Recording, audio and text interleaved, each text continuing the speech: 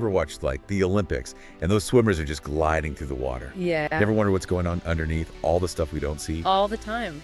Makes you appreciate the power. Exactly.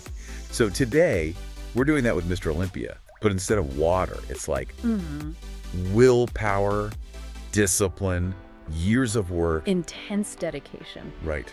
And a bunch of you were really curious about this Italian podcast, Strade verso l'Olimpo, Roads to Olympus. Get it. Clever title.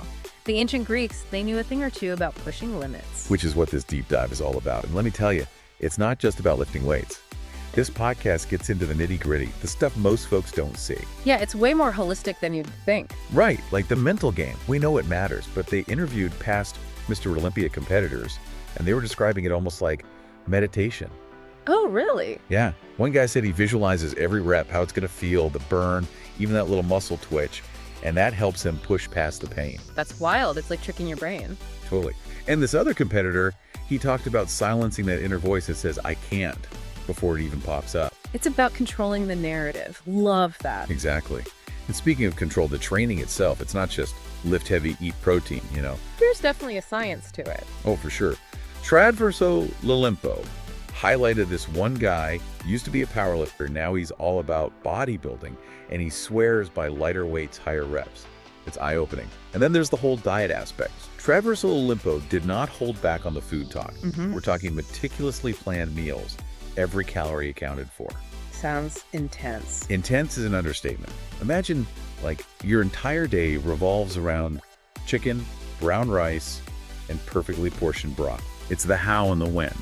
They talked about these cyclical ketogenic diets where they, like, manipulate their carbs to change how their muscles look. Wow, so it's like body chemistry as much as it is weightlifting. Exactly. They even had a whole episode on supplements, different types of protein powders, creatine timing, all that stuff. Oh yeah, recovery is huge. Huge. They went into detail about cold therapy, contrast baths, even specific types of massages for muscle recovery. Makes sense. You're always gonna have little aches and pains. Gotta take care of that. And then there's the big day, competition day at Mr. Olympia.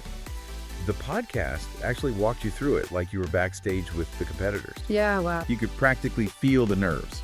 You know, some guys were doing visualization techniques, others were listening to music, trying to stay in the zone. I bet the energy's insane. Right. And each competitor had their own little rituals and routines to get their head in the game. That's gotta be key, keeping your cool under that kind of pressure. For sure. And then, of course, there's life after Mr. Olympia. The podcast didn't shy away from the long-term impact of this whole lifestyle. Yeah, it's not all glamour, right? Right.